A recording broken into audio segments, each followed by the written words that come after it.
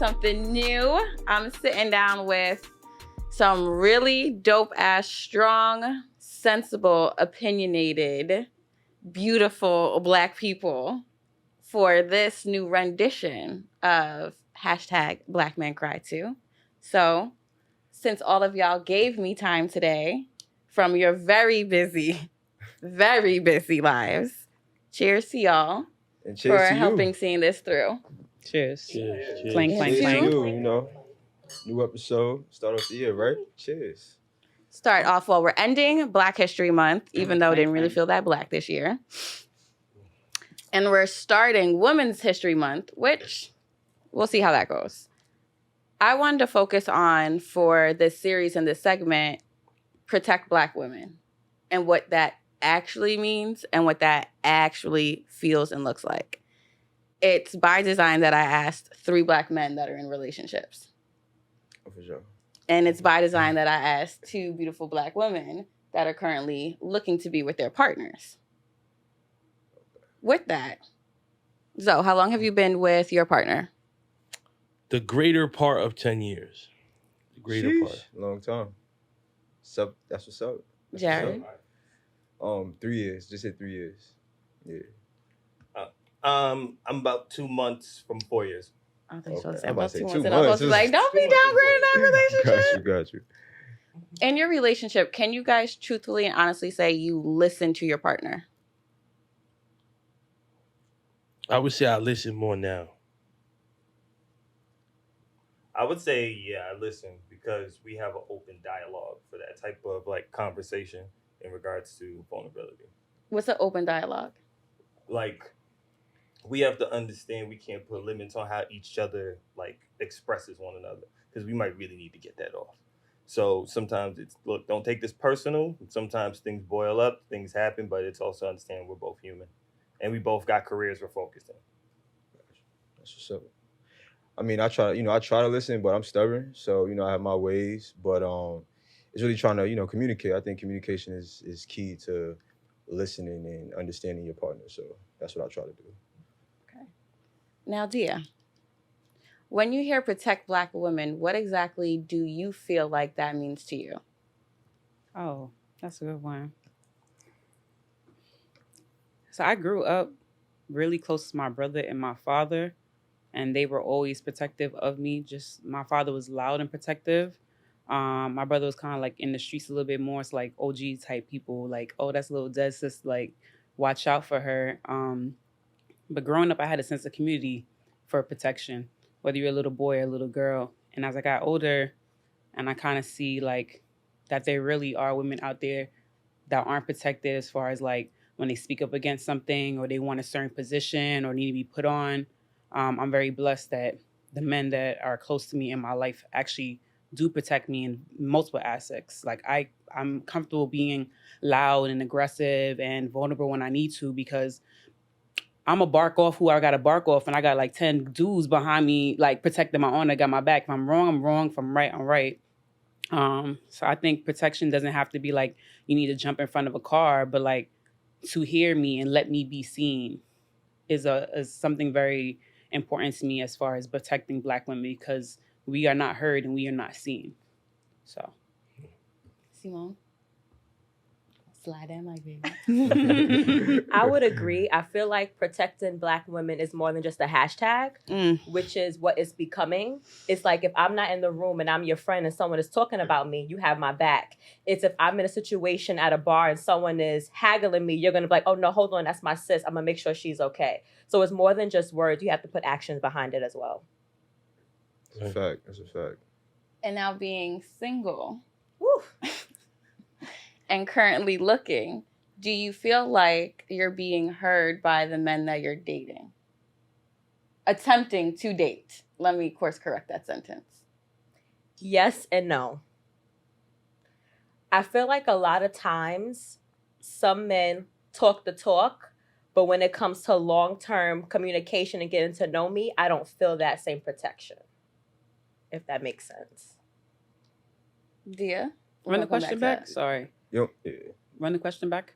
I was going to elaborate on that. Like, I mean, in terms of the men you're talking to, get involved with, like, is there like what's the age bracket? Just out of curiosity, like are they around our age, or are they a little older? Yeah, around our age. Gotcha, So gotcha. like 30, I'm 33, so like 33, 36. Okay. Yeah. Come on, fine wine. She revealed the age like that, baby. She said, mean, scared of you who? know. Scared of what? Black on what? Okay. Never. Now we old millennials here, so I was just curious to see like what age that was that she was dealing with guys, still half and right now. I think that's the problem.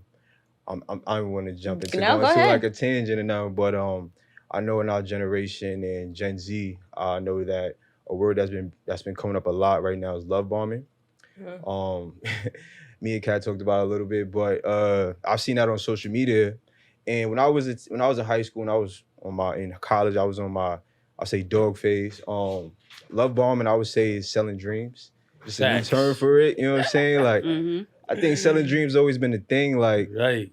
I'm not gonna lie, I was one of those people in my teenage years, in my early 20s. I was selling dreams like a car realist, like You a should've car been a dealer. Not a you know what I'm car saying? dealer. You know what I'm saying? Like, Wrong career, you baby. know what I'm saying? Like, I feel like in a culture of men, especially in black men, we push that motive like, yo, like, how many girls you been with or who you been, like, you know what I'm saying? How many girls you talking to? And I feel like that's something we kind of inherit once we get to that teenage age. So love bombing becomes a thing amongst our community and affects our women, which is terrible because a beautiful woman like yourself could deal with talking to somebody and then they saying all this good stuff and then they just go left. And you're like, what was it me? And it shouldn't be that case, especially at this age. Like, we're in our 30s, and shouldn't be this love bombing thing going on. Like, people don't got no time to waste. So I feel like that's the issue right now for a lot of women, especially coming out of a pandemic. So a lot of relationships broke up or like started around that time. So I feel like there's a lot more single women out here seeking that love that they're looking for. So love bombing is really creating an issue for a lot of people right now, and I feel sorry for women. So it is important to protect women on that aspect as well. So I always try to keep it real with my friends, like, yo, oh, he love bombing you. Like, I've been there. Like, I know he doing this. Like, I see the game he doing right here. Like, I've done that before. So it's important to give game to women that we... And that's protecting black women, women. exactly. Yeah. You know what I'm saying? It's important to Ding, give y'all ding, game ding, on ding, that. You know what I'm saying? So, But I love how you said put on game. So it's you talking to other women, having Facts. actual women as friends. Right. So having women friends, what would you say is a platonic, safe relationship with a male friend? Platonic, safe relationship with the man. I can only speak for myself. I can't speak for everybody. I try to be very transparent. I might come across a guy and initially my intention is to get to know him on a closer level, but how things go, the trajectory is like, oh, we're just friends. But being able to like have the conversation and let somebody know like, hey, this is not really going how I want it. Or sometimes, a guy might ask like, hey, can we be friends? And I'm like, I think I have too much feelings for you for it to be friends. So I think being able to have conversations, like honest conversations, people don't like uncomfortable conversations. It's okay to like to pursue somebody and realize that it doesn't work out because of you or because of them, whatever the case may be. I think a lot of people are blocking their blessings when they think, oh, we're not going to work out. That's the end of that. Like, I have a lot of great male friends that we might have tried pursued. It didn't work, but we're just genuine human beings who have the same interests, and those are the people that's part of my tribe and that protect me every day. So just be open-minded. Things don't always go how you plan it. It's okay. that's very true. And so being in a relationship Right. and being that you also have women friends and Right. you work in an industry where you have multiple conversations with multiple women, how do you consciously show up being a safe male friend, platonic friend, and ensuring that your partner feels safe and secure in your relationship? This is good because right now, I've been interviewing like porn stars and That's part of the reason why I picked you for that I was question. going to ask. Like, what are you doing? Black man right there. All right, You King. get confused. Hear this? so Glad you said it. So it's great because I interviewed Weezy recently, and shout outs to her. Shout out to WTF Media Studios. Home studio. My content has evolved, so I've never really had to check in about my content because it's always been like baseball, business, OGs from the hood, like former gang members and stuff like that. So now that it's kind of taking it, like I did an OnlyFans episode 91, and that kind of ruffled the feathers a little bit. And then it was like, okay, now I'm having like groups of girls here, but the groups of girls that I have, it's more of like trying to do the opposite of other, I don't want to say a name, but other podcasts. Like, I don't want to come embarrass women. I'm not targeting women. I'm not trying to pick low IQ women that I feel like aren't going to challenge me. Like, no, like, I just want to, I know I'm going to ask questions and things like that, but I want to give y'all the floor. You know, say what you got to say, get it off your chest, and learn from it too. Because we learn, I feel like a lot of people, majority of the things that they know is based off assumption, not a fact. Like, you never ask nobody. So, you know, so I always, now that I'm not going this route, but I'm opening the door to have conversation with sex workers and things of that nature. I just put on first, like, you know what I'm saying? Like, even the clips that were a little risky, you know what I'm saying? I'm like, I put on first. Like, yo, listen, this is for the internet. You know what I'm saying? Communication, like, though. You was like, yeah, I'm letting her know, you know like, what I'm saying? Open dialogue. I know Shorty like said she's the throat queen and all of that. That's for the internet. Like, that's, you know, so. Your throat is the only throat I care about. So for the guest is so for the guest, for the women, it's just like being respectful, you know, making my intentions clear. Yeah, you know, we're gonna have spicy conversations, but I'm not here to challenge you or embarrass you or belittle you in no way, shape, or form. And then also, a lot of the communication goes on in like the DMs and stuff like that. So like, I'm sure men say the craziest things. So I'm like, cool, like, what's your email? You feel me? Like, I'm gonna email you, you know, boom, boom, whatever. And just try to be as professional as possible. And I haven't had any issues, and I don't think I will, because I'm coming from a place of love. Like, that's how I lead, and I don't want nobody to ever feel like I like slighted them. You know what I'm saying? Because that's kind of shady. So just being intentional and standing on your intentions. And oh no, you go now. You go ahead. I love that. The men are like, no, let me speak next. No, I also like clarity and communication, even in the courting phase. Early understanding of like my connections to people and how I am with my friends early, before we get to the official phase, during the courting phase. Like, let you get around, see how I am. Because I do have a lot of platonic homegirls and friends of that nature, because I'm an artist, I'm a painter, so I'm in a moving field, about. I talk to a lot of people, a lot of communications in the DMs, like you said, emails. So I want them to understand the clarity, but also understand, like, when someone's my friend, how it is.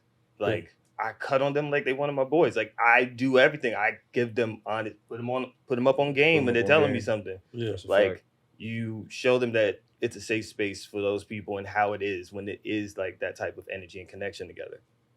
Yeah, that's a fact. And I'm just gonna say, like, a lot of lames out there don't think they just slide in girls' DMs. They going, you know, girls are screenshotting y'all, showing y'all in the group chat. Like, I am. I you have know a what I'm saying? folder. So I don't know why dudes do that. Like, that shit is kind of cool. You know what I'm saying? She got a folder. You know what I'm saying? Like, you was never in my DMs trying to eat my ass. Hold up. On January 8th, 6th, 7th, 9th, and 10th. And I got your mama number. Okay. Sorry. No, for real, that's the real thing though. Like, guys that do that, it always baffles me, because, like, you know, screenshot is a thing, and that been going on since we was in high school. Like, people screenshot things. So why you call going? Was the original screenshot. Yeah. So why you gonna go just throw some crazy shit in the DM just to get this girl attention? Like, that looks crazy, and I don't think men should ever move that way. But I'm my own person at the end of the day, so that's just how I move. Before I jump to the next question, to talk about DMs, I once had a guy DM me, and I said, "Hey, this isn't the way I like to be approached." Instead of changing it, he deleted all of his messages from the DM. I said, you know what? He's trying to cover his ass. She's tired today. She's just tired. She's tired. I don't even follow you, sir. I'm tired. Yeah, I just want to ask y'all, like, as women, how do y'all feel when guys slide in y'all DM? You never met the guy, but y'all may have liked each other's pictures back and forth, or you never even liked this picture, he just liked all your pictures and he just slid in your DM. How do y'all feel about that?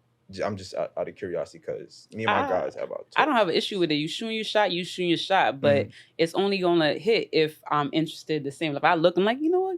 We got mutuals. We got the good mutuals in common. You look good. You like, you do some act. I don't respond back. But if you're just somebody like, I'm not interested, I'm not gonna entertain it. Yeah. Okay. Or if you come across creepy or something crazy, like saying something wild, like, it's automatic block. Gotcha. So it's how you approach. What's your follow-up? You're in my DMs, getting to know me. I want you. Are we going right? Are we hanging that? out? What we doing? Yeah. What's the action of you? What's the end goal? Okay. Yeah. Gotcha. Okay. That's. I don't need a pen pal. I have friends. I don't need to know what's up. What's going on? It's a crazy pen pal era. A whole lot of texting with no conversation. Hello. I got enough friends to conversate with. Exactly. What color we painting the living room? How much kids we have? What kind of dog we getting? Like, let's get to the conversation. What to do the you like questions to that matter. Hello. Yeah. Sorry.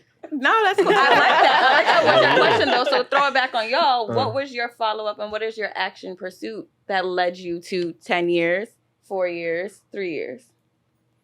We could build it up. Yeah. So you can start off because you said 2 years, 4 years. Look. Oh, so I'm Oh, the you, earliest and guy. you first. You're the noob. So what you said what was the question again for? What action did y'all do to make sure that you saw your pursuit through?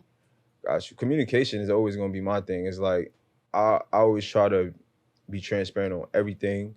And then sometimes if I'm not and she may notice it, then I tell her bring it to my attention. Like don't let things build up because then that creates animosity. And then when you living with a person, animosity is never a good feeling to be around. Like, I would never want to create bad vibes in my crib. Like my crib is my sanctuary. That's why I go for peace. So I would never want to have a messy household. So I think it all comes back to just being transparent and making sure we're on the same page and then checking in. Like I was listening to another podcast and they was talking about checking in. It's important to check in with your partner at least once a month to see how things are going and to make sure we still on the same page, making sure we still got the same goals aligned. And then even on the finance side, if you're in the if you're in the older stage of your relationships, I think that's very important because you don't ever want to get blindsided. And I think that's a thing that happens a lot more in society because of people not trying to fight for their relationship because they see so many other options on social media or in the streets if you live in New York, so people don't want to fight for what they love and what they feel is a good opportunity for them. But I think it comes back to communication. You know what I'm saying? Being transparent. Damn, that was pretty good. You had time to think. Yeah, I did. Damn, I kind of wish I went first. No, like when I think about it, I just think back to my situation. And at a time when we first started to get to know each other, it honestly just started as she saw my artwork at a show. She followed me. Like a little time later, DMs of just sending just memes. We were just sending memes to one another. Just that's fire. She did. Now the joke shit is funny. So straight. Yeah, respect the shooter. I tried. So we went from then to just communicating. I don't think even today we've missed a day not talking. Since the first day we ever started DMing each other. So that's like 4.5 years of every day, at least one text, one communication, something. And I was very transparent. I was working on an art gallery. I had 2 jobs and I was working about 80 hours a week. And she was like, cool. And throughout nighttime, daytime, whatever time, it was just that level of, look, I want you to understand how hectic my life gets because I want to be a full-time entrepreneur, but I live in New York City where I got to afford this. And it's just making sure to keep that clarity and make sure the main thing's the main thing. And then eventually it was just like, all right, when we going on a date? And I was like, there's this ramen spot. We went to this ramen spot. And then I was just like, so what we doing? I'm not what we doing? That's action right there. We spent 4 or 5 months talking every day. This ain't pen pal activities. This isn't friendship. We talk to each other 3, 4 o'clock in the morning. Talking again at 6. That's not just friend. What we doing? Yeah. And it was just that thing of I'm telling you the truth. I do want this. I'm pursue this. And then just keep being consistent is very big. And I learned that from my inconsistencies in a relationship, how important consistency is. So understanding that, taking the L when you are inconsistent, be like, you know what, that's on me. I got to step up and then work towards it again. Because it's like you building consistency again in being able to understand and do and know. What were some of the inconsistencies that you discovered in your relationship? Well, this is the perfect place. This goes in my mental health. I get locked into myself sometimes when I'm depressed. When everything started in the pandemic with the protests and seeing those videos, I was blacked out. I wasn't even talking to her because it's depression. We was trapped inside. We was already stuck inside. Then you think about what's going on outside, and your brain, if you're an overthinker, you just go off the far left.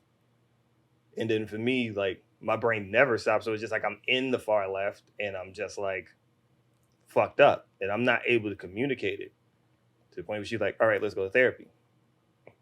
And I did couples and single therapy at the same time. And it helped me with understanding that and seeing it. because I became so accustomed from a hustle lifestyle of not even understanding when I slid into the depression. Right. So that made me consistent to understand that, like, even communicate with her, like, it's that time. Like, I'm in my head. Just That's talk dope. to me to That's dope. pull me out. So, Yeah. Right. Congrats to you, first of real. all. Word. That's like For real. really hard and challenging to even come to. And the fact that you were even saying you were working 80 hours a week, you're trying to be present for a relationship, and now you're in therapy for your relationship and for yourself. Like the way to manage and prioritize every aspect of your goals and dream is very beautiful. It's very challenging. We know how tough and rough and heavy that shit can be. So kudos to you for that. But it just shows that, like, for people who are constantly looking for excuses, what are your excuses anymore? It's just essentially, are you a safe space for yourself, and do you want yourself to be a safe space? Because this is the safety of yourself and those that you love around you. And to be even more clear, like, I slipped into this again, and we're about to go back to therapy again because we had time away. And it's me understanding I'm not the best me on that front. And how do I learn to express and deal with everything so I can be a better me? So, yeah, that's fire. That's fire. I think it's dope because I think by you working on yourself and bettering yourself and learning how you going to go in a better direction, it's helping your relationship and protecting your girl at the same time, because you protecting her from feeling like she's not enough by realizing, like, oh, I have something that I need to address. So I think that's real upstanding of you, because most people be like, you know what, I'm just gonna keep this to myself and let bygones be bygones. If shit work, it don't work. You know what I'm saying? That's toast to you for that one. For and real. sometimes even what they feel, because it might not vocalize immediately as they feel that feeling, so that feeling has been there and festering, because we all have this thing of just like questioning ourselves and not addressing it early. So by the time you do look at it, it's grown into something else. So sometimes those conversations are not the best, are not the smoothest. But you just gotta remember to respect your partner and be there, but to get your point across as bluntly and bestly as you can so they can understand the moment. This is serious. So I'm going to switch it up for you. Got it. Go for it. 10 years. So instead of what was the follow-up action that you did for your pursuit, how do you stay consistent for 10 years, especially if, like Deem just mentioned, this was something that happened at the beginning, now it's happening again. So every couple of years, we're changing as a person. So now you're a new person that you are today than you probably were when you met. She's probably a new person today than she was when you met. How do you guys stay consistent in being present for each other and keeping the relationship going? Let me know, brother. I need to know. We all need to know, okay? It's grace. You know, giving yourself grace, giving your partner grace, and leading.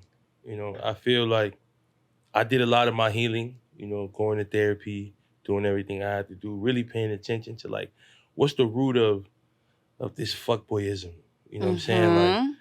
Like I was outside before outside was outside. Like, you feel me? Like OG outside. I was doing the most, but it was like you get what you are, you know, and I got everything good or bad that I was, you know, and I reflected on that, you know, and I really saw, like, your energy is very low. Like, you're a very low vibrational person right now. And the dudes on the block is rooting for that. You know what I'm saying? Like, they condone that. Fuck Boy Zoe, people was cheering for me. Like, go ahead, bro. Break her heart. Like, you know what I'm saying? Like, it was just, that's a fact. It really is, like, in hood cultures, I'm just talking about, like, block culture. Facts, like, they want to see you thriving with different women, outside, drinking, popping bottles, the norm. Like, and we normalized and we rooted guys on that were really on more on the low vibrational side. So I started to move away from that, and I started to really focus on the root of it. And a lot of it is mommy issues. You know, I never, like, to this day, I'm not really that close to my mother. So kind of saw women as, like, whatever, like, you know, women like me. I could get myself in the room. I'm good with the gift of gab. You know what I'm saying? If I really like you, then it's lit. You know what I'm saying? And I had my little roster going, like, you know what I'm saying? So top everything, 5, you know what I'm saying? I had a top 10. I always had a 10. I was a 10 guy, you know what I'm saying? Like, so that's too much. That's too but much then trouble, you see- bro. That's too much trouble, bro. That's too much trouble, bro. Meaningless conversation. Same thing over and over again. You know, it's expensive. So it's like I need to hone that energy back into self. You know, so when we weren't together, because we were like that's why we say the greater part. You know, I did a lot of that work. You know what I'm saying? I did a lot of paying attention to that. So even when we got back together, it was like I was a better leader this time around than I was then. Because I wasn't leading us nowhere. You know, I didn't know where I was going, and I couldn't tell you where we was going. But when me being more solid and grounded in myself, like like my family is thriving because I'm leading us in the right direction. I know where I'm going, and I know where I could take you, and I know what I can help you accomplish too. You know, so all this tag along stuff, I don't do tag along. I want a partner. So I build my partner to be my partner, not my tag along. And that's where we are. That's a fact. That's a fact. Bars. My man, if you listening to this, build me up, baby. I loved how you said you were moving away from that. My follow-up question to you is, what was the driving factor for you to move away? Man, I felt like I saw more for myself. And I felt like I look around family members, right? We don't have to talk about family members, right? Like, what are they downfalls? Like, what are they struggles? Like, what it is? And that's normalized. Like, they hood heroes. And I'm like, that's what's wrong with the hood right there. Like, it's not, forget all the white supremacy and all of that. Like, it's like the things that we condone amongst ourselves. Amongst each other, right? That's a fact. So it's like, it's that going on. Like, you know, he's a deadbeat and he'll give you 44 bottle of Henny before he'll give it to his kid. So it's learning that you got to rise above all of that.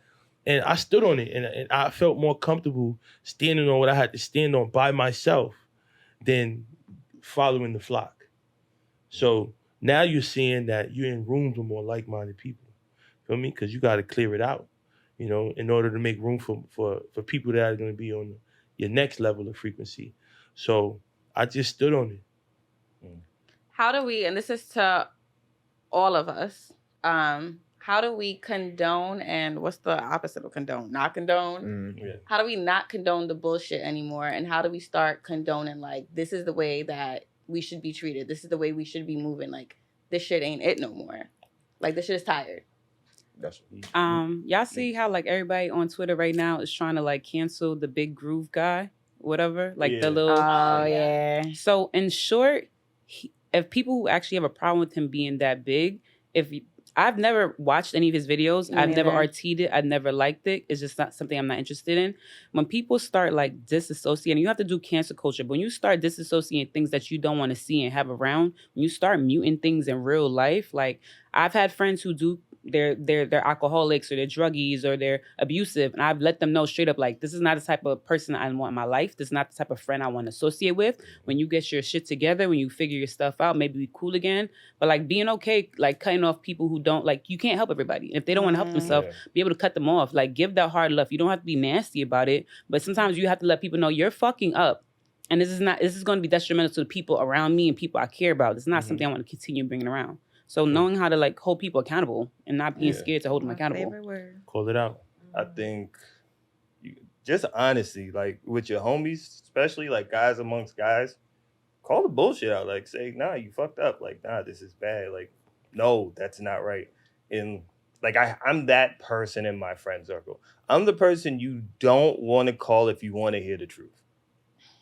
Like, if you want to hear the truth, man, woman, I will tell you you are a dumbass straight to your face. I will cut on you. Move. Because Noted. I will tell you, like, I've had friends who be like, so I'm thinking about doing this. What the fuck are you doing? Like, I will, like, you need that. Yeah. Because the truth The is. voice of reason. Right. And I ask that from people. I ask that honestly. Don't lie to me. Please don't lie to me. Because it's like, I'm fine. You can call me. You can make fun of me. Like, we all mess up. We all make mistakes. We do a whole bunch of stupidity. But I can take the honesty when I'm called out for something that's just really wrong that I did. And also I can give that. And I am that to everybody. It's like, I'm just plainly honest. Because I'll tell you, if like, no, come on. We passed that. We can't be doing that type of stuff. Yeah, that's who I am. Oh, I'm supposed to go. All right, I want to go Yeah. next. I was like, Yeah. anyone else? I didn't want to jump before someone else had something to say. So going back to holding each other accountable for what's going on in society with this right now. I think like myself, I'm in group chats with my homies. So calling your homies out when they doing stupid shit, I think What is very exactly is calling your homies out though? Because I love y'all, but y'all sometimes say that. And what exactly does that look like to the women who are like, are y'all actually calling out your boys? Yeah. For me, calling out a homie is pretty much like I said, we millennials, so we in the late 20s, early 30s right now. So it's like you telling me. Our age, relax. We I feel the pop in my ankle every morning.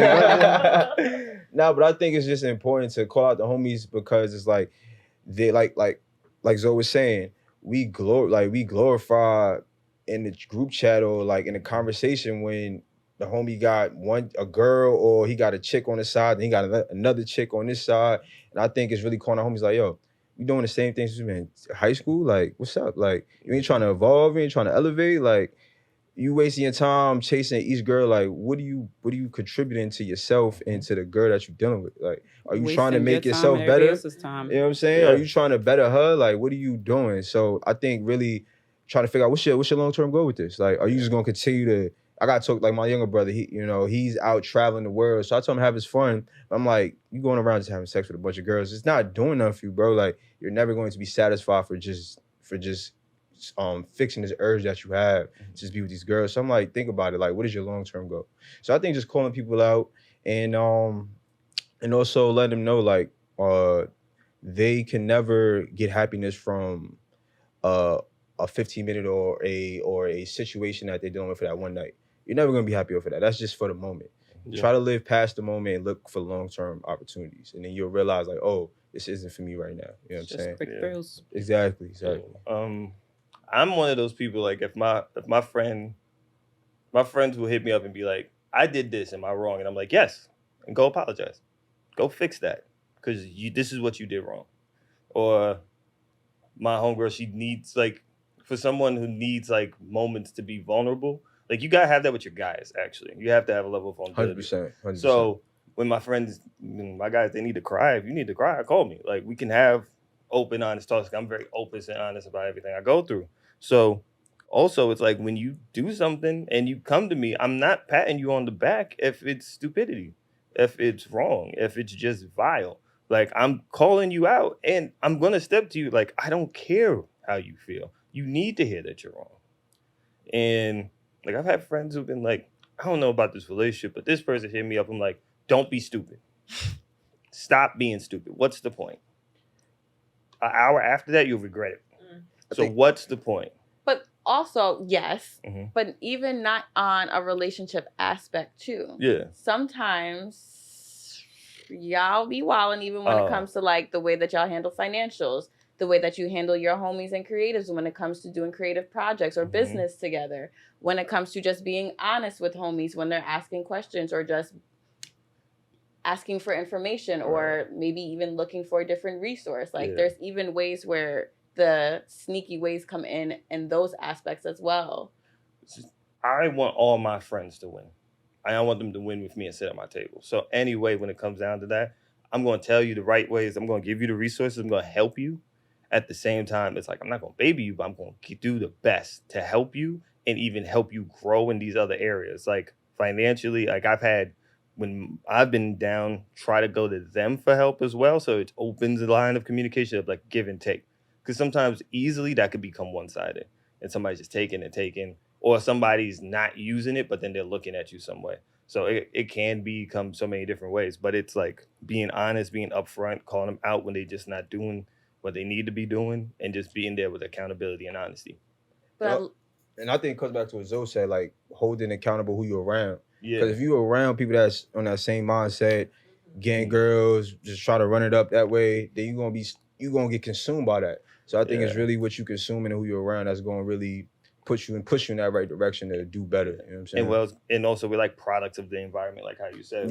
So like when I was younger, like I had an uncle who was in the street, and I couldn't because everybody knew him. So it was like wherever I would do wrong, people can just go. They knew who to go find. But then also like when I was younger, my mom took me out of Brooklyn.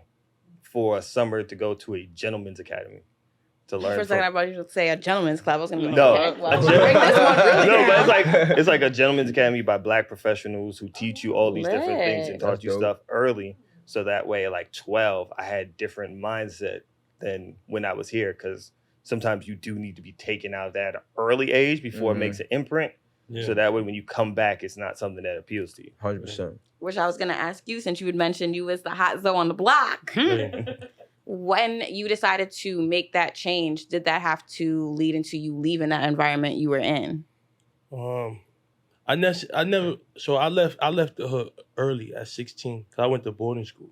So that attachment and infatuation to the hood left me early. Only thing I had to do was get rid of was the mindset, like change my mindset. So I still was there, but I was more comfortable being by myself.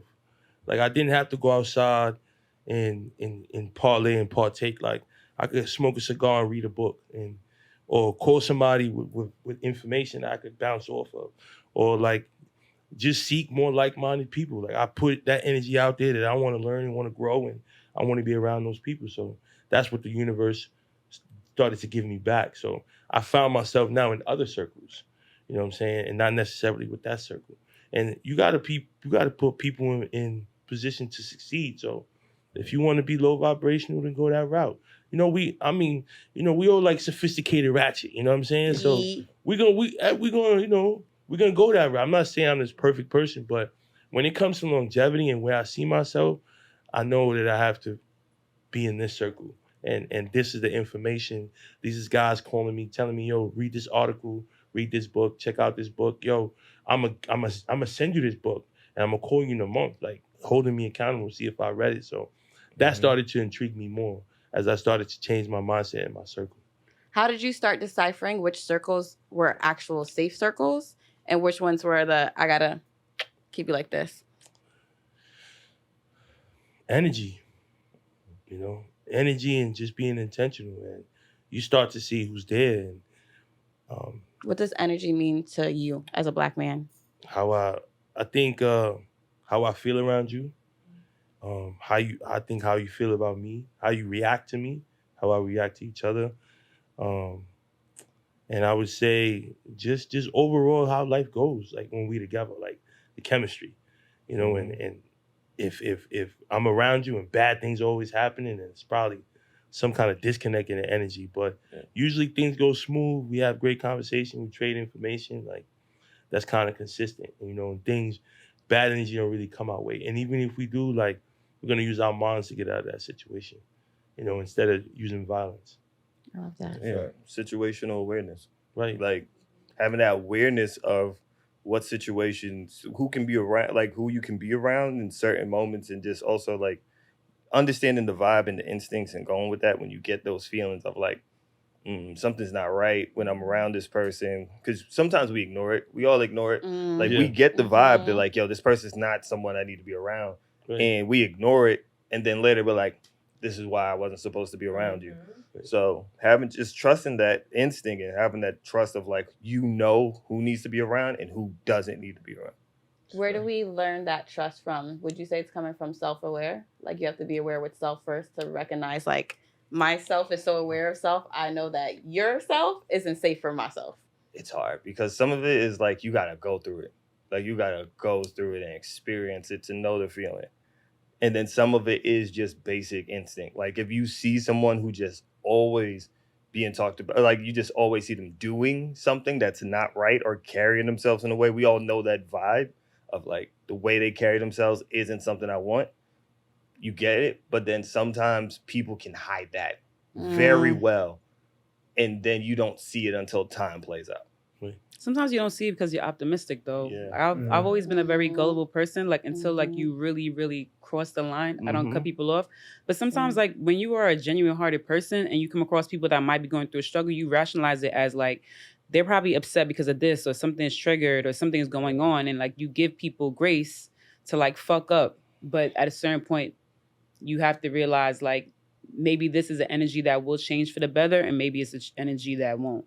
So sometimes it's not something that you just like automatically know, like, oh, this energy is off. Like your human nature is going to be like, something's fucked up. You know, maybe I could stick around and help work it out with you. You know? Yeah, Yeah, that's a fact. for sure. So I want to switch it up really quickly and do a little quick game Okay. for the ladies. Hey. Okay.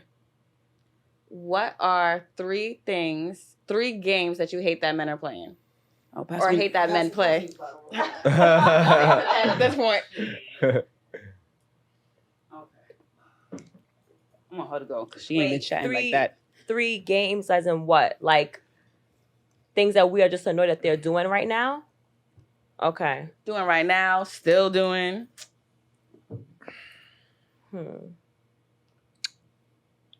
I would say one is definitely the communication, not being upfront. Like if you're going through something and you need the space, just tell me so I can just give you the space and I won't feel like I'm doing something wrong.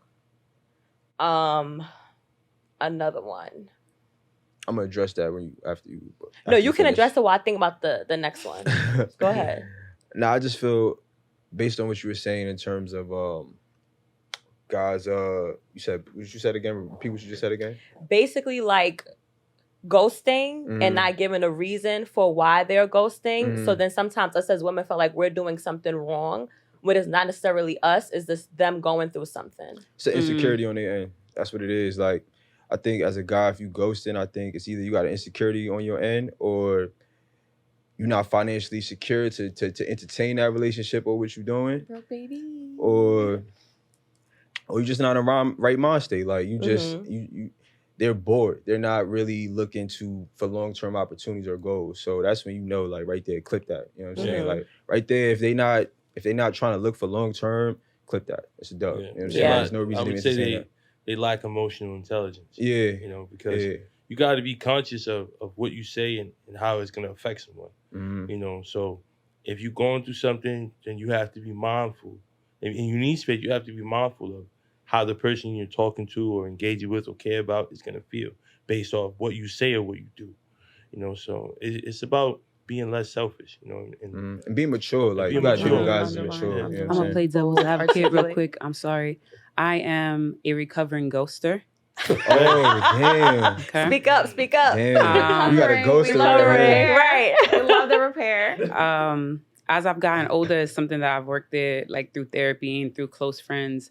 I grew up with constant abandonment. I lost my mom at a young age. We lost our home. I went from house to house. I lost friends at a really young age. I changed schools. So the only thing I'm accustomed to is just things rapidly changing without any notice.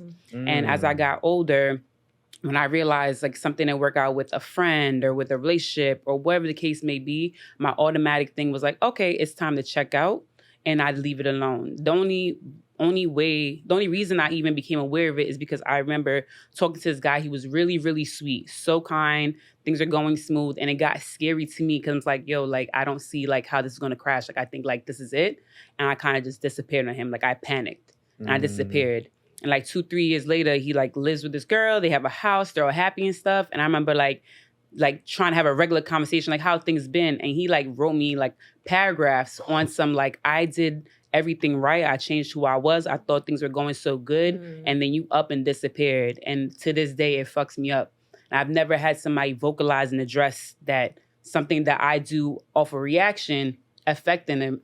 And I had to let him know, like, I apologize. Like, this is not some corny, it's me, not you. But like, you were too good. And I was in a fucked up place. And I was scared that when I have my nasty, dark days, it's not going to do anything but bring you down as a person and ruin it for the next girl. Me not knowing that ghosting actually made it hard for the next girl.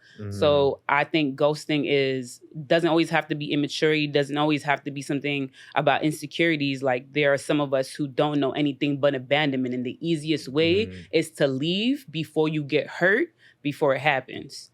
So I show grace with people that ghost. Like sometimes guys ghost me and I hit them up like, yo, if things aren't working out between us, just give me like, I'm okay. I'm comfortable being the one to interrupt that silence of ghosting and see what's up. Like if you was just trying to fuck or you wasn't feeling me, cool. But like, I would like to have the conversation because if it's something deeper than that, I hope that like the universe got your back and got you through this moment that you can heal from having to do that. So that's just my 2 piece on yes. those. Nah, I as we- appreciate you elaborating. and that, as we because get guys- older, guys too, don't do that that. was a fire. Fire. Yeah, Yeah. it's like the acknowledgement that you did this action might affect someone else and you don't want that person to feel that way. Right. But also look within yourself like, okay, what can I do to help myself so that I won't allow that to happen again? You know what I mean? But you have to. Some people just have to have that Yeah. knock. Like, No, yo, it's you're true. doing this. Mhm. Like, you're actually doing this and it's hurting people. Right. And I was gonna say something like you learn empathy, which sometimes we really aren't as men always taught Absolutely not. at a young age. No. So when you get to the point of empathy, you can put yourself in that person's shoes. Like, damn, how would that make me feel? Yeah. And the thing was, I was taught that like at a young age, so I overthink it sometimes. Who taught you empathy? Oh, my mom. Jeez. So Women's touch. You know what I'm Yeah. saying? Hello, Women I was- get that from a protect guy. I was women, raised- but I mean, whatever. my mom was Didn't by have the herself. women's She was touch. sick. She took care of me, but she made sure to teach me these things. So she's like, you need that to treat people right. She said, you always treat a homeless person the same way you treat a billionaire. Like, you treat them as humans first. And sometimes we lose track of that. The art of And humanity. the art of humanity and just having empathy for one another. It's pretty much. What was your other 2 though? Mhm. Yeah. Oh, we gotta I give it a mic. honestly- Give it a mic. She was yeah. like, Honestly, I would just say right now for me is the number one thing is communication, because I feel like communication falls into trust, honesty, and everything else in between. That's okay. and how Yeah. can you be protected if you don't have trust or honesty? Yeah. I'm just saying. That part. Math. Phrase the question again. What are 3 games that either men are playing now or men have played that you're just tired of? That whole alpha conversation type shit. I'm tired of that. Like, I'm West Indian. Every man in my family can cook and build a house, and every woman can cook and build a house. So I think people I like chivalry. I love chivalry, but also respect. Like, people who think about like, oh, you need to do this, you need to do that as my woman. All right, so when I match you with that same energy, I don't want the issue. Like, there's always like a woman needs to do this, and that. Those aren't the guys that entertain. But as a whole, can you provide those things for yourself as a human being? As simple decency, you know what I'm saying? If there's a girl you come across, I really hate this when niggas come across a bad bitch with money, and just because they don't have their money up, they feel some type of way about her success and Talk her right in the progression. It's insecurity. It's right okay. Go step to the side and work on yourself, but don't try Go to get another belittle the job. women who are aggressive, who are bossed up, who are vocal, who are strong about their shit. Just man your shit up. Don't tell us to step down. Woman up. But you know Can't what's get so like us. crazy? A lot of the times we're okay with you not being at our level at the beginning. But if we see, No. what I mean is like, if we see you working towards something, Mhm. that's okay. You're working towards something. But don't try Actual to, working. but don't try to make us feel bad for bossing up and you not doing anything. That's on you, not There's on us. men that really aren't bossing up in their, not even a gender, just in their life. And there's Yeah. women that are very determined and they feel like, oh, you're too loud, you're too this, you're too Mhm. that. I'm sorry that you feel very fragile in that stage, but I'm very comfortable in it. And what you're you say is not confident going to in yourself. change it at Mhm. all. That's it. Have your confidence. That's it. Mhm. Don't try to knock us. Confidence is key. It is. It is key. One thing I was taught real early with dating is if you have a list of something or what somebody has to, before you approach somebody, make sure you fit that list. Everything you 'Cause- ask, make sure yep. you can provide. Because you can't ask for somebody to do anything you can't do, you're not capable of doing. If you can't do that for yourself, you can't go out there looking for that. It's not going to be there for you. The universe is not going to put it there for you. My one thing I think for guys, just coming from a guy's perspective, I think guys may move like that because society, if they get caught up in social media, society may say, oh, like it was a skit or somebody had put this up where a guy's supposed to make it $400,000 if he's taking care of a woman and a kid. And like I think sometimes they may hit a guy different. I was like, can I do the You know what I'm math? saying? So- And you Yeah. carry the 1 and 1 + 1 is 2. All right, if you make Yeah. 30,000 a year, 30,000 a month, come holler at me. I do the cooking and I do the cleaning. Scratch everything I said before. Okay, erase that part. You know what I'm saying? Nah, for real though, like I feel like social media enhances what a guy's supposed to do in a relationship. So a guy may feel insecure and feel like, damn, I can't provide X, Y, and Z, and she over here got everything secured. I was talking to some of my ex-coworkers at Google, and these girls is like, yo, why can't I get a guy that appreciates me for what I'm doing?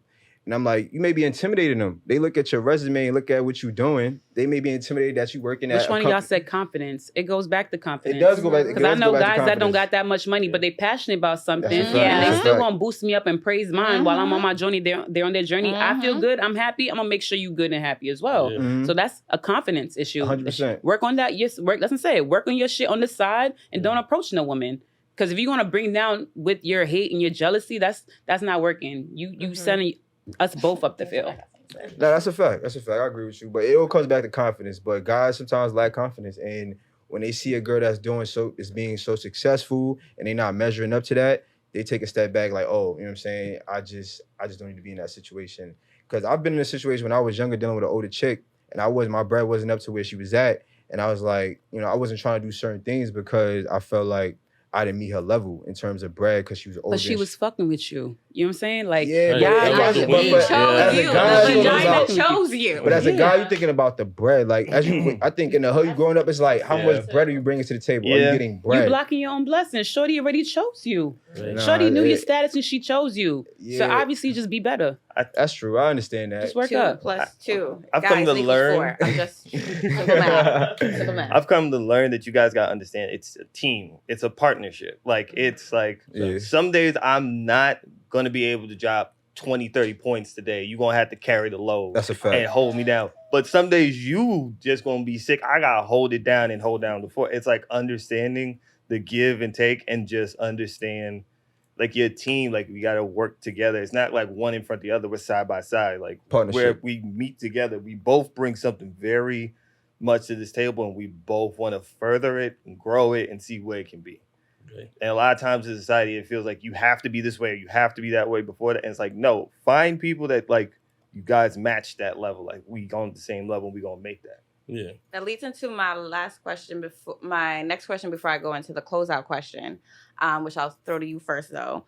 So for the guys, what are 3 things that you wish society or women would stop generalizing when it comes to men? And we can say Black men specifically.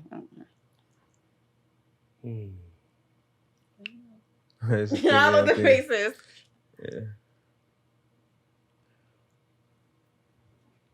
I think for me is expectations. Oh. And I feel like whatever your expectations are of anybody, you know, you should match those expectations. So I feel we can't, every man is running his own race. You know, we all, like in baseball, like I played in the pros, but I was a late bloomer. So you may not have picked me at a certain point in my life, but you may pick me later on. So whatever your expectations are of a man needs to be what fits that man. You can't generalize it so, you know, because we all gonna bloom at different points. Okay. You know what I'm saying? Like you worked at Google, right? Mhm. So whoever dealt with you before that, may not have saw that in you, It's fact. right? So if he's working towards his potential, then pray for him and work with him. But those expectations need to match on both ends. I love that. Okay. That was fire. Yeah, no, that was it's gonna be hard to follow that one up. You go ahead, bro. You got You that? go second Okay. this time, bro. Oh, you got 2 more. All right. Nah, I'm not. He was like, my expectation is I'm 1. not. Okay. Don't have 3. Take that away. Repeat the question one more time. What are 1 or 3 things Okay. that you want women to stop generalizing or society to stop generalizing around Black men? So I would guess one thing is, okay, for most of us, we don't know how to communicate it at first. We don't know what these feelings are. As like kids in this society, we are not taught other feelings except happy, sad, but you gotta go do it. That's Right. it. So we aren't taught what it is to feel just defeated confident wise. We aren't taught how to handle that and recover. We aren't taught how to deal with emotions of grief or trauma. We don't know proper coping mechanisms. That's why we land in vices. So it's like we're trying to figure this out, and we honestly might not know what the fuck is going on. Like sometimes some people don't know they're depressed until you show them you're depressed. Right. Like when I get to my depression stage, I get so into this hustle and work. I gotta go until I stop. And I'm like, wait, everything's chaos. I've been just so into my cycle of working. So sometimes we really don't know.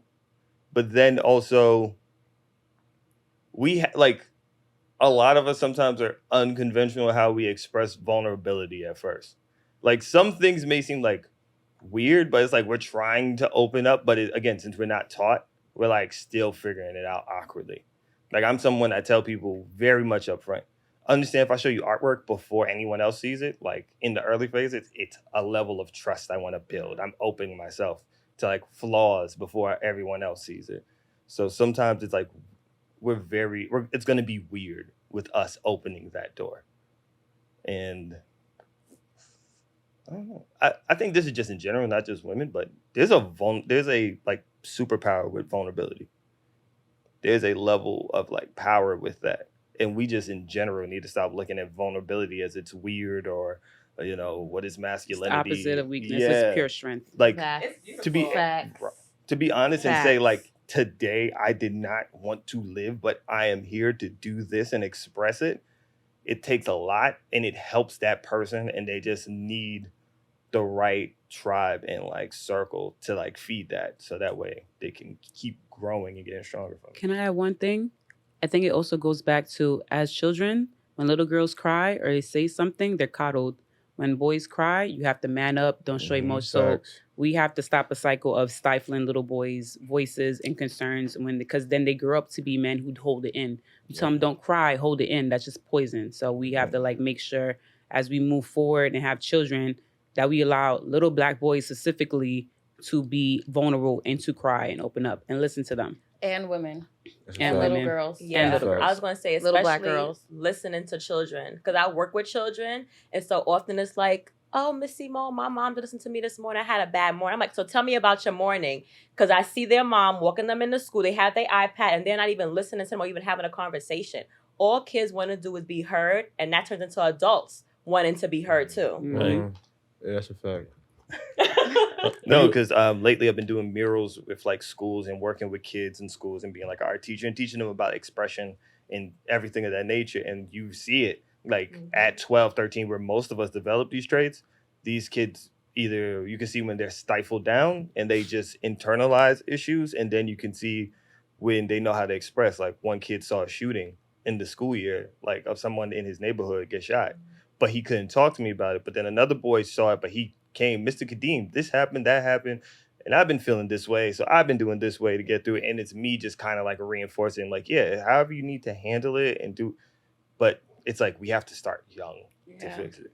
That's a fact.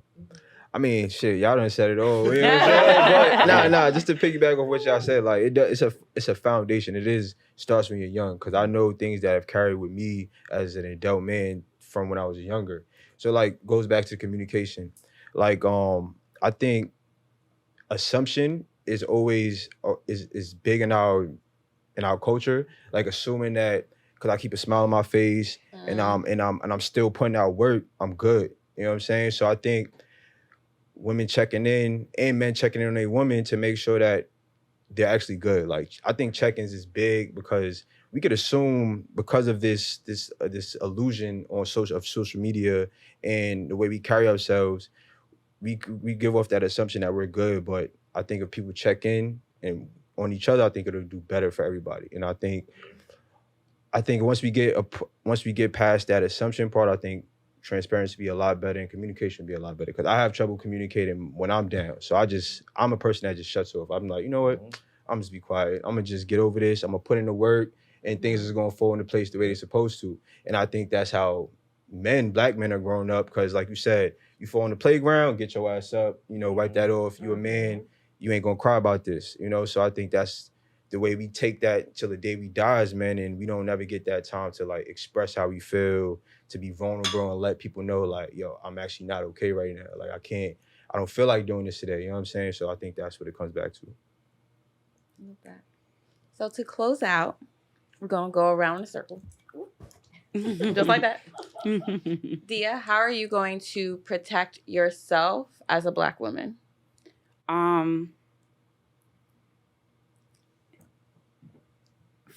if you asked me that question last year, probably different. But right now, me owning into my vulnerability, within the past 2 years, I had to learn to not be as so hard. Like my best friend and I have been best friends for like 17, 18 years. And she have seen me cry 2 times in our entire time.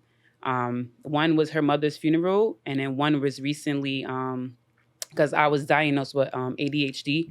And it kind of like made me feel better to know like my impulses and all this stuff was too much. And for Christmas, she gave me like a whole kit, like a sewing thing, a puzzle, things to paint, like just like little consideration things for me to like, take up the overthinking space. And that was the second time I ever cried around her because like I'm learning it's okay to be vulnerable.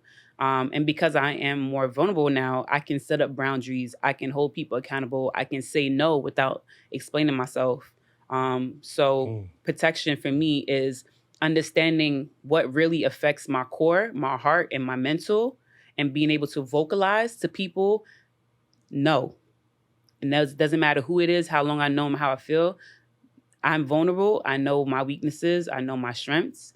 And I'm okay walking away from what's not fitting for me, no matter how much I want it. So that's how I protect myself for now. Still. I love that. Love it. Which way we going? Actually, You go, Zoe. yeah. Um, How are you going to protect yourself so you can also protect black women? I think just to continue to be in tune, not be afraid to ask questions, not be afraid to say I don't know, and just be consistent. Find a way to help you, like in any which way I can, and that may be from close, from afar, from a text, from a call, see you. I think maybe giving my time a little more now because I'm so like laser focused all the time. So just physically seeing people, physically seeing and checking in with the people I care about, and holding myself accountable to that. So I think the more consistent I am in actually doing the work, you know what I'm saying, and not just sometimes you could give someone the way, and sometimes you got to show them the way. So it's like finding what you need and asking and finding a way to maneuver through that without just being like, yo, just do this. But also, being consistent, like, yo, like, you all right? Wednesday, feeling any better? Like, like not just, or I did my part, I'm gonna just move on, like The follow-up. the follow-up is very Check-ins is consistent. key. Check-ins is key. Yeah. My brother said, yeah. Simone? Listening to my inner voice the first time. Oh, girl. Should I say that again? You think that? One more time. Listening to my inner voice the first time and not second guessing myself. And that sometimes I don't have to ask someone for their opinion on what I should do. I should just do it for myself. Because that's protecting myself and my own inner peace. Fire. Black women, I what she love said. Just listen Fire, to that. fire. I think just like even with the check-ins, just sending people texts because you just want to, because you just love them, because they just come to your mind. It's being like, hey, I just wanted to check up on you, see if you're good. But if you're not okay, it's okay. You can contact me whenever you want to. There's no problem. Because we don't know what other people go through. No. And sometimes you might hit somebody when they're in a really down cycle and they might not want to communicate. And you just let them know, like, even if you don't want to, there's no harm, no foul. I think for yourself is just self-reflection is big. Taking time to like self-reflect and look at ourselves, because we get so caught up, bills, responsibilities, just living life. A year now feels like 3-4 months. It don't even feel like how a full year used to. So it's like sometimes it's moving by and it's so fleeting. You never know when you get to say that to someone and they appreciate it. So it's like letting them know, like, hey, you're just on my mind. Just let them know, like, look, life, I can understand life for you might be in a weird place. Don't feel like you got to. Just know I love you. You're not alone. But also, like, even like if you call people, let's be like, are you in a good mental space before we talk? Because I don't want to stress you out or make you feel like you need to show up for me. And a lot of people do, like, they be empty and they be like, all right, I'll try to fill your cup today while I'm on E, and it gets nowhere. Right. So it's like, and also be honest with some people. Like, have certain people that you can be like, yo, I'm here. Like, I'm down. I hit rock bottom. Like, help. Like, just, I need somebody to talk to. It's fine. Yeah. I'm still upset you ain't mentioned your paintings back here, bro. Like, I've been looking at these things for a minute now. We you know kind what of I'm been going. saying? Like, I just We're wanna gonna come back to that. We're gonna come back to that. You go ahead, his moment. All right, my fault, bro.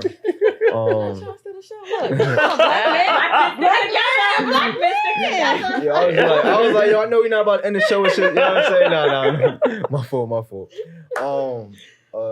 You finished? I'm finished. All right, my fault. I didn't mean to cut Nah, you you good. For me, I love what y'all been talking about. Like, I gotta check myself into therapy. I think that's important to really bring to light the things that I may be internally dealing with to make me a better person to protect my Black women out here. You know, so I think number one is do therapy, go to therapy. You know what I'm saying? Internalize what I may be feeling or what I may be thinking.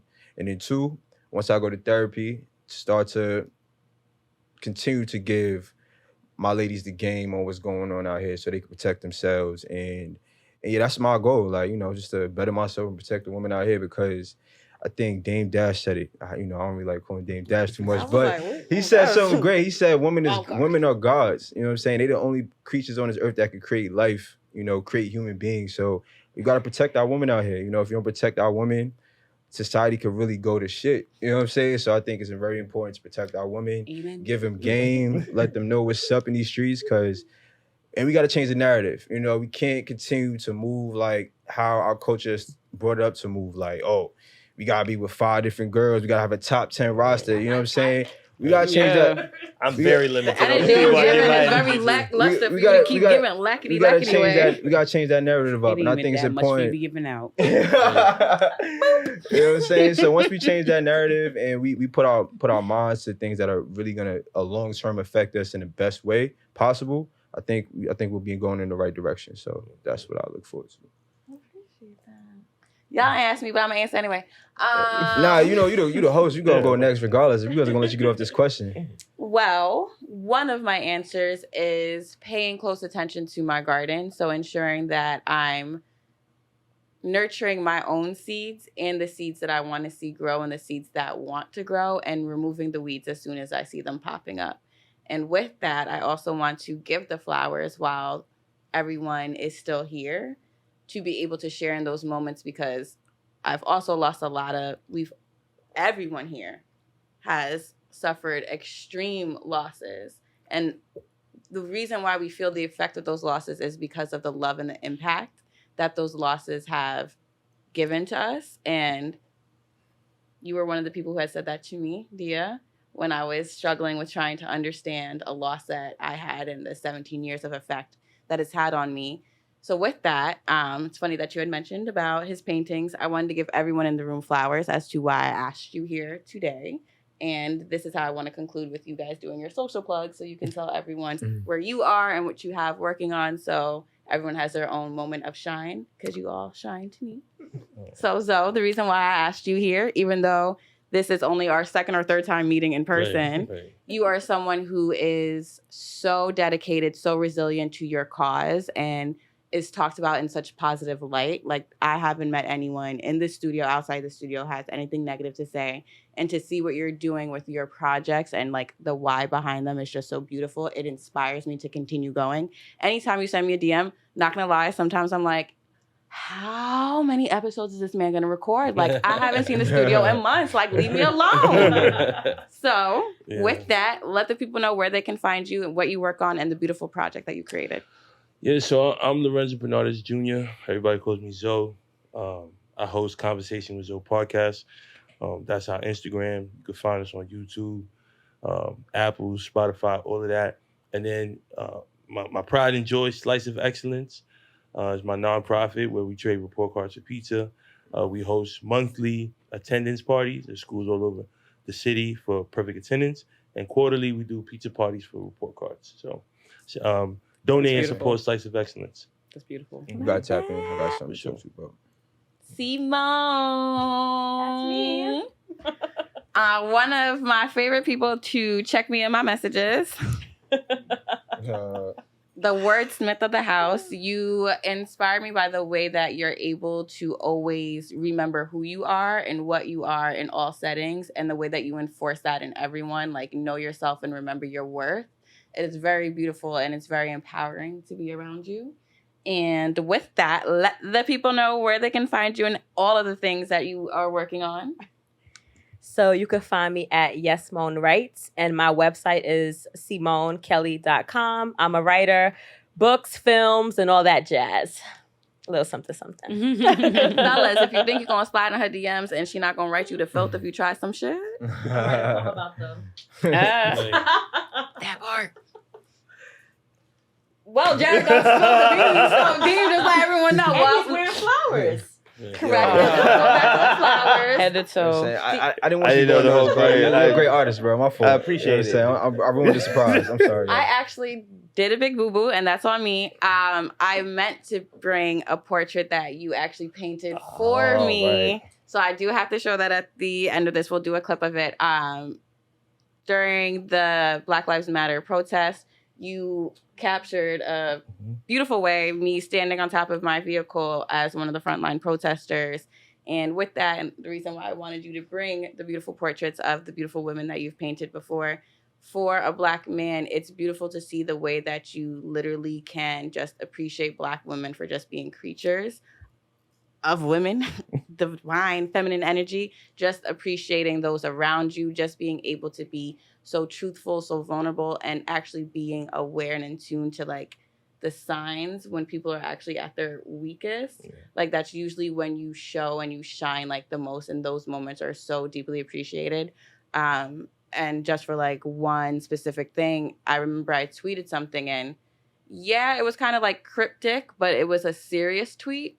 And you were one of the few people who caught it and just sent it in my text message like, hey, saw this, what's going on? Like, no sugarcoating, no nothing. Like, bitch, what the fuck is up? This sounds crazy. Like, you are not okay. What is going on? Like, just the fact that you were able to, like, read in between those lines that we mask is a beautiful gift. So, with that, the flowers. Perfect with the outfit. My name is Kadeem Phillip. You can find me on Instagram at Life of Deem. Right now, I'm working with a nonprofit, and what we do is we go to schools, we teach art programs, and then we do murals with the kids on the school. So then the school has a beautiful mural. The kids' ideas are the murals, and they paint it themselves. I just really do the other work to just make it solidified and pretty. But I'll be doing that all around the city this next, probably all the way till September. Right now I have 3 in Queens, and I'll probably be doing like 2 to 3 more in Brooklyn. But this collection was called Colors. And Colors was a appreciation of women in my life that have been, if you know, by society you call them color women, but whatever. I call them Black women, Latin women, Afro, Latin women, just amazing women, period, in my life. And it's like a hidden conversation between me and them. And each one has gotten it when they see it because they understand the communication. And these are like friends, some are colleagues, some are just people like from art shows that like, it's not like we best friends, but I just appreciate you because you taught something about me from me just seeing how you went about expressing and doing your artwork. And some of these are like people that are like sisters to me. And I also did my mother, and you know, it was just my appreciation of her as well, being my first art teacher. And she was the first person telling me you could be whatever you want to. And also appreciation to my aunt who like really sparked it in a very deep thing that happened in my family when my uncle passed away. So yeah. It's dope. It's dope. Beautiful. Damn, how do I follow that? Oh, wait, the flowers. Yeah. Better you than me. Before you go, the reason why I asked you here is we also work together at a tech company.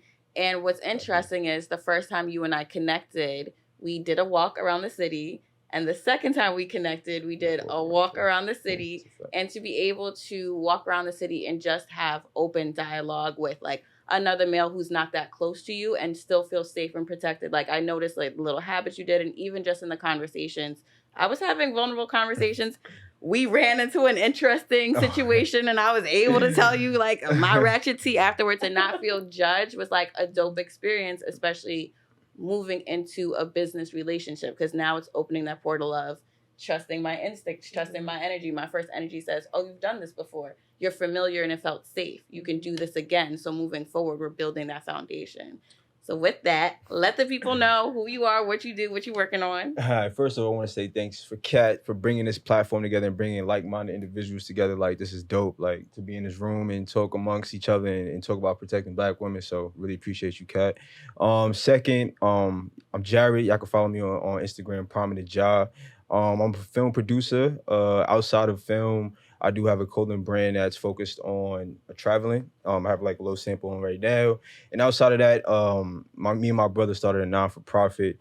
It's called a passport program, which we're giving kids from teens and young adults opportunities to travel to Europe or other parts of the world. We'll be able to supply them with passports and take them on trips, and hopefully in the summertime. So we're just trying to open the doors for the younger generation to see the world outside of the block. You know what I'm saying? Like, coming from the hood, you only see that block in your area. So I think it's important to start from the youth and bring them outside the country and see like what else is out there. So stay tuned for that. That's called Sad Traveler, so y'all can find us there.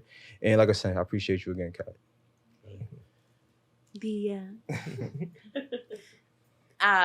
Okay, so for many of y'all, there's many things I can say, but for Dia and especially for this episode, I feel like you've been really stepping. It's interesting being on the other side. It's interesting being a lot of your friends because you get to see the beauty of the vulnerability. And it's also like, how do y'all not see like how powerful and badass that y'all are on the outside? So when you see that vulnerable side, it just fuels more into the strength of how you guys move in the world. And what I love about you is being a part of this side of your journey because it's interesting and beautiful at the same time to see what you don't see and always be able to remind you of what everyone else sees and see the changes happen. Like, see you start stepping into that light and acknowledging all the shit that you have done and like the ways that many women look up to you and like constantly reminding you like, no. We looking to you for the blueprint. No pressure, but like you got the blueprint, sis. It's cool. Like, let me just give you that reinforcement reminder. And it's beautiful to see such strong, powerful women need a beautiful reminder because it sometimes goes unnoticed and then they think that we're just accustomed to it. And it's like, as you move further along, the more you start being doubtful because who else are you looking to for guidance?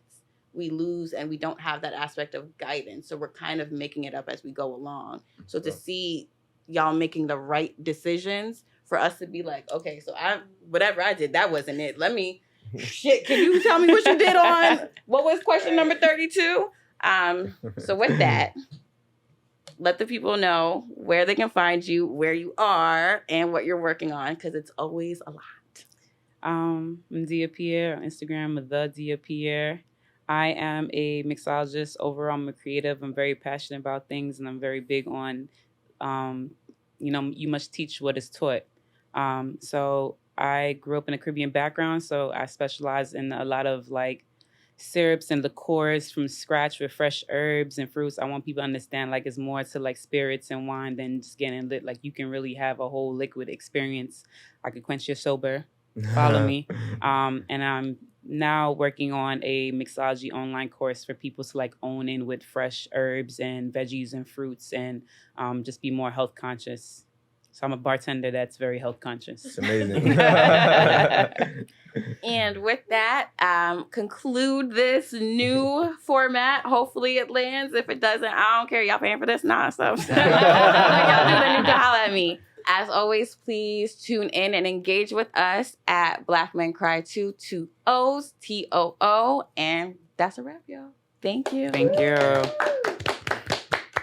Growing up, I've always heard over and over and over and over again, the light-skinned ones are easier to break. Let me tell you something right now, okay? I'm from Flatbush, Brooklyn. That's a little Caribbean. My family's from Grenadian descent. You call me exotic, you call me light-skinned. I am black. Whatever your definition of the worst black woman there is out there, I am her, okay? I'm not going to be light-skinned. I'm quiet about dark-skinned. No, I am black. Doesn't matter my hue. So if you think black bitches is ghetto, I'm ghetto. You think black bitches is loud, I'm fucking loud. Whatever negative thing you think about us, I'm all of that. So let me tell you, if you're trying to pursue me and you got anything negative to say about your mama, about some dark-skinned girl, about girls shaking their ass, about Meg Thee Stallion, about anything like that, you're not for me. We have to support each other as black people. Y'all need us and we need y'all. So stop the colorist shit. Stop the interracial dating is better. We need each other. I need a black man to heal with, just like you need a black woman to heal with. So we have to give each other a lot more grace. But just a reminder, if you don't like dark-skinned bitches, you don't like me either. That's it. I am not your home. You think you can go and come as you please, leave things and feelings here, and then disappear like nothing? I am no longer accepting bare minimum. I do not allow situationships or confusion at my doorstep. I am healing. I don't have enough tissues for your issues, but I heard next door has a basket of tricks and treats for all your troubles. Go knock. You can't leave your toothbrush here when your mouth is full of secrets and lies, confusing your own mind. Those smoky mirrors need more than just Windex. You can't see yourself clearly. How do you survive? You aren't tired? Just like your dirty laundry, still in the same cycle. I used to keep my arms open, use myself as a blanket for you. I know in the past I left my door open. Nightcaps turned into satisfying your sweet tooth with my slice of pie. But now I am not your home. I once loved solving your problems, making you feel better, while I was left with nothing. You made me think what I ordered couldn't be delivered, that I wasn't worth it, telling me I'm too much. Well, baby, you aren't welcome at my table. You can't sit with me. My shadow won't even look at you. My ears won't even listen to you speak. Since you like to drag your baggage, since healing isn't in your vocabulary, you aren't welcomed in my space. Don't ask for a plate. My leftovers, you aren't allowed to taste or take. There are no spare keys left under the mat for you, because I am no longer your home and my door is officially locked. Let's go! That's what I'm talking about.